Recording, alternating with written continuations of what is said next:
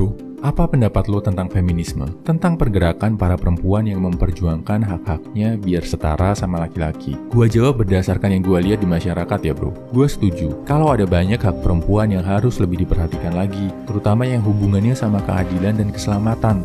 Misal, perempuan-perempuan korban kekerasan, korban pemerkosaan, korban ditinggal cowok-cowok nggak bertanggung jawab. Kita harus bisa bikin sistem yang di masa depan bisa bikin mereka lebih terlindungi, masa depan mereka lebih terjamin. Pasti kita nggak mau dan nggak terima juga kan kalau para wanita yang penting dalam hidup kita mengalami hal-hal buruk ini.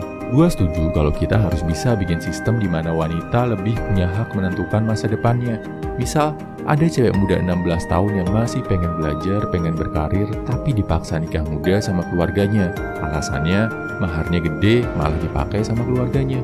Gua setuju, kalau interaksi rumah tangga itu better kalau demokratis, sama-sama punya hak untuk bersuara, sama-sama bisa menunaikan hak kewajibannya sebagai suami dan istri. Istri nggak harus selalu masak dan mengurus rumah tangga kalau punya kerjaan yang lebih penting di luar. Apalagi kalau nafkah sang istri juga dipakai buat keperluan rumah tangga. Suami wajib tahu diri. Yang nggak gue setuju adalah kalau misal harus ada kuota sekian persen di kursi politik khusus buat cewek, atau harus ada sekian cewek di jajaran petinggi perusahaan. Kenapa? Karena kalau masalah pekerjaan, masalah profesionalitas, yang harus dijadikan bahan pertimbangan adalah kompetensi, kemampuan, dan skill kita, bukan berdasarkan jenis kelamin. Kalau ternyata kompetensinya memadai, 100% cewek atau 100% cowok, gak masalah bro. Karena yang paling penting adalah performa kerja. Tapi dari pengalaman gue berbisnis di level perusahaan, baik di level perusahaan level nasional, internasional, ataupun level startup pun, jarang banget ada cewek yang bisa masuk ke jajaran petinggi, pengambil keputusan atau tim inti perusahaan. Paling jumlahnya 10:1, satu cewek setiap 10 cowok. Bukan karena masalah diskriminasi gender, tapi memang karena realita dan performa kerja. Kita tahu sendiri kan, untuk ada di jajaran tertinggi perusahaan, perlu dedikasi dan pengorbanan yang besar. Kebanyakan cewek nggak bisa ngelakuin ini. Kenapa? Karena mereka memilih untuk mengurus kehidupan di luar kerjaannya.